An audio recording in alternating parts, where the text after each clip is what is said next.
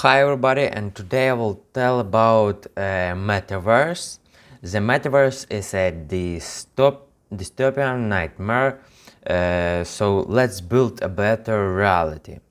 A lot of people are talking about the Metaverse those days, coming off 18 months of Zoom, Netflix and DoorDash. You can count me out, at least in the form that most folks are imagining. I am not denying that the metaverse is a cool concept from a technology point of view.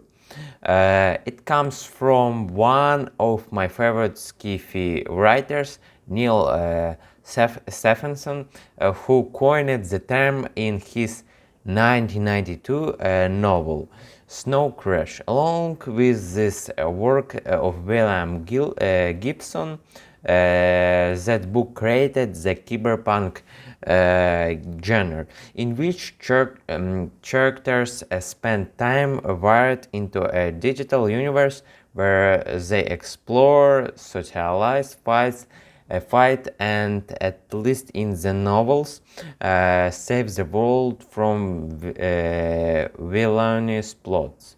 The concept reached one of its most complete expression in Ernest Cline's Ready Player One, where virtually everyone has a bounded reality for an elaborate VR massively multiplayer video game. A lot of people those days seem very interested in bringing their near future vision of virtual world to life, including some of the biggest names in technologies and gaming. But in fact, those novels served as a warning about a dystopian future of technology gone wrong. As a society, we can hope that the world doesn't develop into the kind of place that drives skiffy heroes to escape into a virtual one. Or we can work to make sure that doesn't happen. At Niantic, we choose the latter. We believe we can use technology to learn into the reality of augmented reality, encouraging everyone, ourselves included, to stand up, walk outside, and connect with people and the world around us. This is what we humans are born to do, the result of 2 million years of human evolution, and as a result, those are the things that make us the happiest. Technology should be used to make this core human experience better, not to replace them. Technology to exchange the human experience. Some might argue that we ought to ditch technology completely and return to a simpler way of life. But we don't think that's the answer either. Technology isn't going away. The benefits of connecting us with information, friends, and family are simply too great. But over the last decades, those benefits have taken a huge toll, increasingly cutting us off from the experiences that we enjoy the most.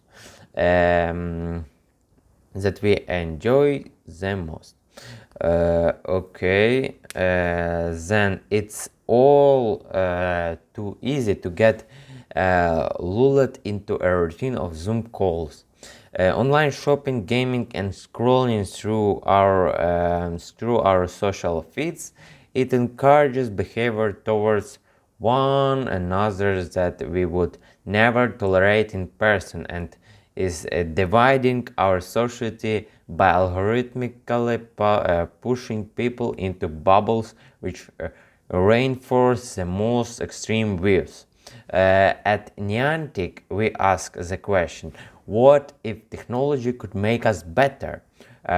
Could it nudge us, get us off the couch and out for an evening stroll or a Saturday in the park? Could it draw us into public space and into contact with neighbors we might never have met? Could it give us a reason to call a friend, make plans with our families, or even discover brand new friends? Collectively, could it help us discover the magic, history, and beauty hiding in plain sight? Lightship platform. If this fresh perspective is the goal, what are we doing to achieve it? For us, it starts with the technologies that connect the real world, the atoms, with the digital one, the bits. You could call it a real world metaverse. To distinguish it from virtual video game version, but honestly, I think we are just going to experience it as really made better, one infused with data, information, services, and interactive creations. This has a guide or work to date, both in terms of our first attempts to incorporate these concepts into products like Field Trip Ingress and Pokemon Go, and in terms of inventing critical technology to enable them. The core of this isn't only the computer graphic challenge of adding notions and animations to the physical world. It is also maybe even mainly about the information services and experience where digital meets physical. Building the real world metaverse lies at the intersection of two major technical undertakings, synchronizing the state of hundreds of millions of users around the world along with the virtual objects they interact with, and trying track